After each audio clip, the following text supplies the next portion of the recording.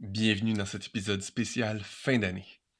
Je suis sûr que toi aussi, il y a des gens qui t'impressionnent parce qu'ils font tellement des belles choses, des grandes choses, puis peut-être que tu te demandes, mais comment ils font? Comment ils font pour réaliser tout ça? Comment ils font pour atteindre ces sommets-là? Ben, un des secrets, c'est qu'ils prennent le temps de se mesurer, de s'auto-évaluer, de marquer un truc dans le sol, puis de dire, voici où je suis rendu et voici où je veux aller. Et, évidemment, après un certain temps, revenir en arrière et dire est-ce que j'ai fait ce que j'avais dit que je ferais? Sinon, pourquoi? Évidemment, ils font probablement plus qu'une fois par année, mais hey, il faut commencer en quelque part. Alors, aujourd'hui, je vais te guider dans un exercice, un petit rituel de fin d'année que je fais. Une version simplifiée, parce que l'épisode ne va pas durer 2 heures, mais une version quand même qui va t'aider à faire un premier pas là-dessus, pour que toi aussi, tu commences à te mettre dans un mode pour atteindre tes objectifs, réaliser des belles grandes choses qui vont te rendre tellement fier de toi et satisfait. Alors, si t'es prêt, embarque avec moi.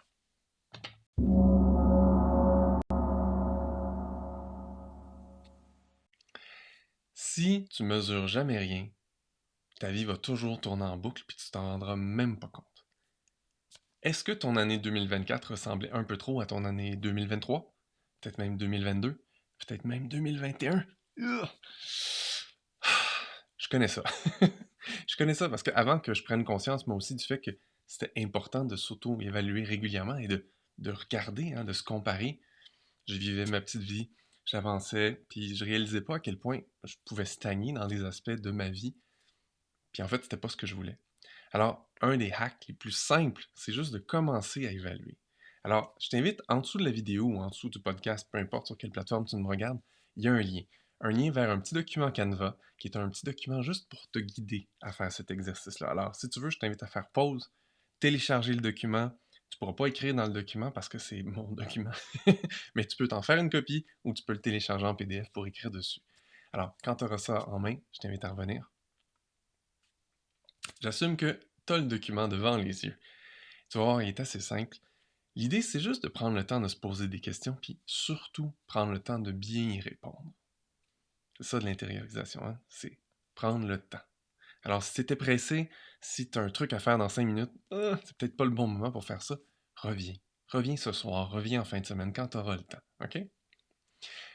La première chose, c'est de prendre le temps de se célébrer, hein? Célébrer nos progrès en 2024.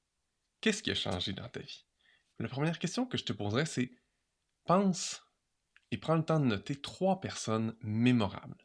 3 personnes qui ont eu un impact sur ta vie en 2024, qu'elles le sachent ou pas. Ça peut être quelqu'un que tu as vu à la télé, mais ça peut être quelqu'un dans ta vie aussi. Quelqu'un, 3 personnes qui t'ont inspiré. Et prends le temps de noter qui, mais surtout pourquoi, en quoi elles t'ont inspiré. Puis évidemment, je veux pas que l'épisode dure 2 heures, donc je t'invite à faire pause, le temps que tu répondes à ces 3 questions-là. Maintenant que tu as répondu à ces trois trucs-là, la deuxième question, c'est prends le temps de d'écrire 3 prises de conscience que tu as fait en 2024 et que tu sais qu'ils vont changer le reste de ta vie. Hein, il y a des prises de conscience comme ça qu'on fait des fois, puis ça fait wow! Puis on pourra plus jamais être la même personne, puis on pourra plus jamais faire les mêmes erreurs ou les mêmes trucs qui n'étaient pas satisfaisants. Des choses qui vont changer ta vie. Prends le temps de nommer 3 prises de conscience que tu as faites en 2024 et qui vont changer ta vie. Puis si tu as de la difficulté avec cet exercice-là ou les autres, prends le temps de revoir toute ton année en tête. Qu'est-ce qui s'est passé en janvier? Ah oui, en février, en mars, jusqu'à la fin de l'année. Excellent. Comment tu te sens déjà à avoir fait ces 2 exercices-là? Déjà, c'est intéressant, hein? Il y a des choses qui ont bougé déjà en 2024. Cool. Troisième chose, c'est, j'aimerais ça que tu prennes le temps de nommer 3 actions que tu as commencé ou que tu as complété. Donc, commencé ou complété en 2024 et dont tu es fier. Prends le temps d'écrire ça. Ah, j'assume que tu as écrit tout ça. J'aimerais ça que tu prennes un instant juste pour regarder ça, puis te donner une petite tape sur l'épaule. Ou si t'es comme moi, puis tu as lu Astérix, tire-toi l'oreille un peu. Dis-toi, wow, ça, c'est déjà du progrès. Alors, tu peux te féliciter pour ces pas-là que tu as fait en 2024. Maintenant, le deuxième exercice est un petit peu plus complexe, même si je l'ai simplifié. L'idée, c'est de prendre le temps d'évaluer les aspects de ta vie principaux. On va en prendre juste 6 et de voir qu'est-ce qui est bien, qu'est-ce qui devrait changer et comment on va le changer. Alors, tu vois, le petit tableau il est simple, il y a juste 4 colonnes à remplir. Pour chaque aspect de ta vie qu'on va nommer, prends le temps de nommer ton niveau de satisfaction actuellement. OK? On va prendre aujourd'hui, ici, maintenant. Je t'invite à l'évaluer entre 0 et 10. 0 étant c'est terrible, 10 c'est parfait. Puis si t'es pas capable de mettre un chiffre, fais juste y aller en ouais, c'est poche, ouais, je suis neutre, ou wow, c'est le fun. OK? Tu peux y aller comme ça si t'es pas à l'aise à mettre un chiffre. La deuxième colonne, c'est ce dont tu es le plus fier dans cet aspect-là de ta vie, peut-être qu'il a changé, le plus fier ou dont tu es le plus heureux, en fait, en 2024, dans cet aspect-là de ta vie. Ensuite, c'est qu'est-ce que tu aimerais qu'il change dans cet aspect-là de ta vie? Et finalement, quelle action concrète tu vas faire pour changer ça en 2025? Donc, premier aspect, la santé. Hein? À quel point tu es satisfait de ta santé? Est-ce que ouf, ça va pas bien, donc c'est poche?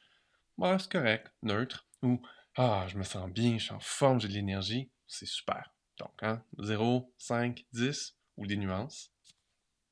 Ensuite, de quoi tu es le plus fier ou heureux en 2024 par rapport à ta santé? Moi, je peux te le dire, tu m'as peut-être vu pendant toute l'année, j'avais un foutu bandage sur le doigt, j'avais une verrue. Elle est guérie. Puis, si tu veux le secret, c'est un bandage qui étouffe le truc. Le Duct aurait fait pareil, mais vu que je fais plein de vidéos, ça aurait été moyen. Donc, ça peut être des petits trucs comme ça peut être des grands trucs. Hein? Peut-être que tu t'es mis à faire du sport, peut-être que tu as juste été marcher au moins une fois de temps en temps, puis ça fait du bien. Donc, prends le temps de noter ce dont tu es fier, ce dont tu es heureux par rapport à ta santé. Puis ensuite, pense à qu'est-ce que tu aimerais changer. Hein, y a-t-il quelque chose que tu aimerais changer par rapport à ta santé? Puis une fois que tu l'as nommé, ben, qu'est-ce que tu vas faire?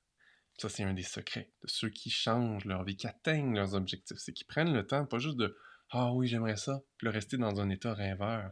Non, ils prennent le temps de s'arrêter et de se dire qu'est-ce que je vais faire concrètement, réalistiquement aussi, de façon réaliste, qu'est-ce que je vais faire concrètement pour changer ça, atteindre ce que j'aimerais changer finalement, réaliser ce changement-là. Prends le temps de le noter. Puis ensuite, prends le temps de faire la même chose pour tous les aspects de ta vie que j'ai notés. Donc les finances, ça se passe comment? Profession, hein, que tu sois employé, retraité ou travailleur, comment ça se passe, cet aspect-là? Es-tu satisfait là-dedans? Tes relations, ça peut être toutes tes relations, hein, amoureuses, amicales, professionnelles, euh, tes loisirs, hein? Prends-tu plaisir à la vie? Et la spiritualité. Qu'est-ce qui donne du sens à ta vie? Puis quand tu auras fini, refais play. J'assume que tu as rempli le tableau. Vraiment, j'espère que tu as pris le temps de remplir le tableau parce que c'est le cœur de l'exercice et c'est une des choses qui peut changer le plus ta vie. Je vais t'inviter, avant de passer au dernier exercice, à observer comment tu te sens par rapport à cet exercice-là que tu viens de faire et surtout par rapport à ces objectifs-là que tu viens de te donner finalement. Je t'invite à y aller de façon réaliste. Tu sais, la plupart des gens qui se prennent des résolutions en début d'année, là, fin janvier, ça tient plus. Fin février, c'est déjà plus là. Puis en mars, ils ont complètement oublié c'était quoi leurs objectifs. Souvent, c'est parce qu'ils prennent une bouchée trop grosse. Ils essayent de tout faire parfait. Hein, ils disent ah, j'ai 50 livres à perdre, je vais faire du jogging tous les jours, puis ça arrivera pas, là. Ça arrivera juste pas. Tu l'as jamais fait jusqu'à maintenant, tu vas pas le faire tous les jours. Alors, au lieu de viser la montagne tout de suite, quelle est la première étape que tu peux faire? Quel petit changement tu peux faire et que tu vas réussir à soutenir? Si moi, il y a une leçon que je retiens de 2024, c'est vraiment ça. C'est prendre des petites bouchées, pas essayer de sauter les montagnes parce qu'on se décourage, ça marche pas, c'est trop difficile. Quand on commence par des petits pas qui nous amènent dans une direction positive, ensuite, quand on a réalisé ce petit pas-là puis qui est intégré, c'est tellement plus facile de passer au prochain. Hein?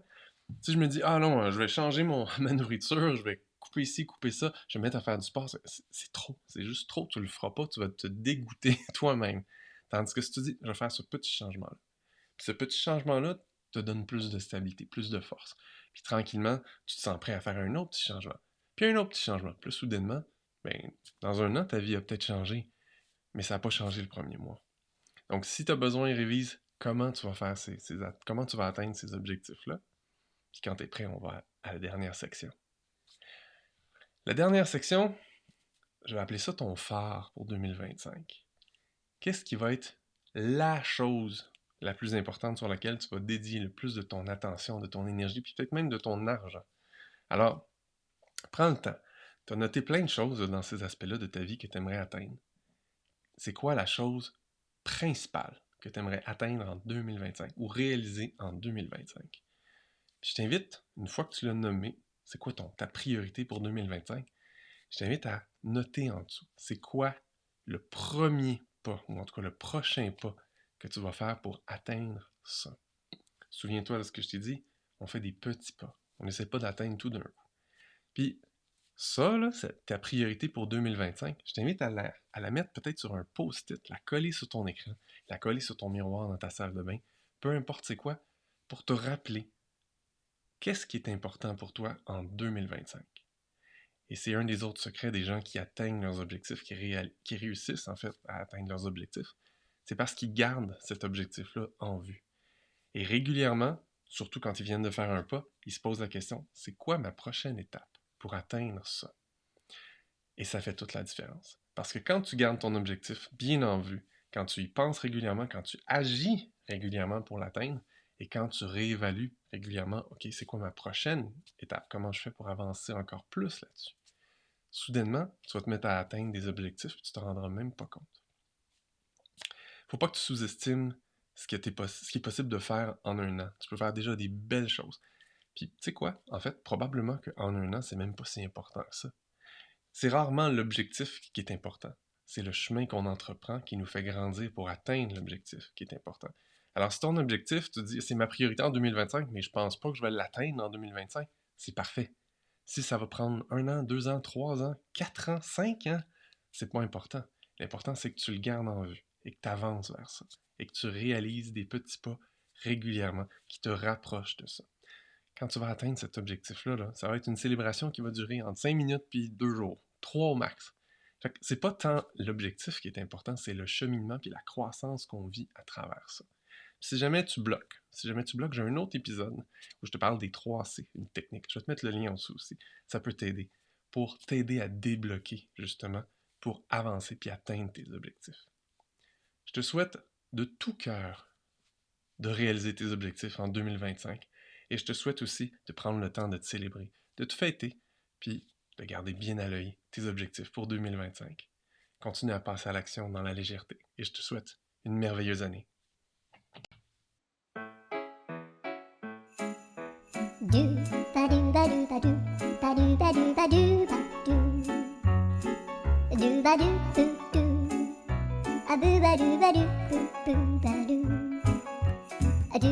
A do ba do ba do.